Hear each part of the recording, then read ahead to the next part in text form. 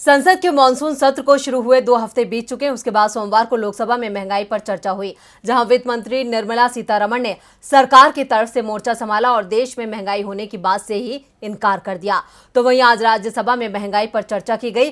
राज्यसभा में विपक्ष ने बीजेपी को घेर लिया। लोकसभा में चर्चा के बाद आज राज्यसभा में महंगाई पर चर्चा हुई। चर्चा में विपक्ष ने रोजमर्रा के जरूरी सामान की बढ़ती कीमतों, पेट्रोल डीजल के साथ ही खुदरा महंगाई दर को लेकर सरकार को घेरा। विपक्ष की तरफ से शक्ति सिंह गोहिल, ई करीम और डेरेक ओब्रॉय ने सरकार पर निशाना साधा। बीजेपी सांसद प्रकाश जावड़ेकर ने दावा किया कि सरकार ने 2 साल तक 80 करोड़ लोगों को फ्री में राशन दिया है। दुनिया में कहीं भी ऐसा नहीं हुआ। जावड़ेकर के बयान पर तंज कसते हुए टीएमसी सांसद डेरेक ओब्रॉय ने कहा, हमने बार बार सरकार को चेताया था मगर वह सुनती ही नहीं।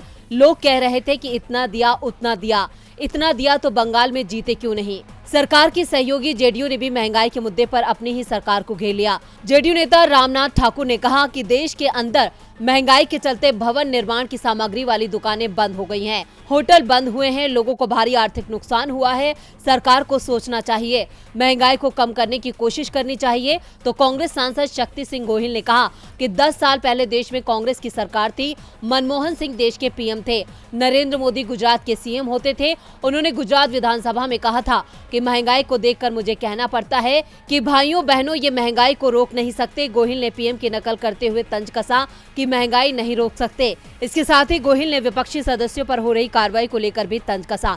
उन्होंने कहा, सच को परेशान करना या जेल में डालने से ना तो रावण का शासन रहा था, ना कंस का रहा था, ना अंग्रेजों का रहा था। विपक्ष ने जहां सरकार को महंगाई के मुद्दे पर घेरा तो प्रकाश जावड़ेकर ने अपनी सरकार का बचाव करते हुए कहा कि महंगाई बढ़ी है तो लोगों की आय भी बढ़ी है। जाहिर है सरकार के पास महंगाई को लेकर कोई जवाब नहीं सूझ रहा है और शायद इसलिए वो महंगाई पर चर्चा को तैयार नहीं हो रही थी।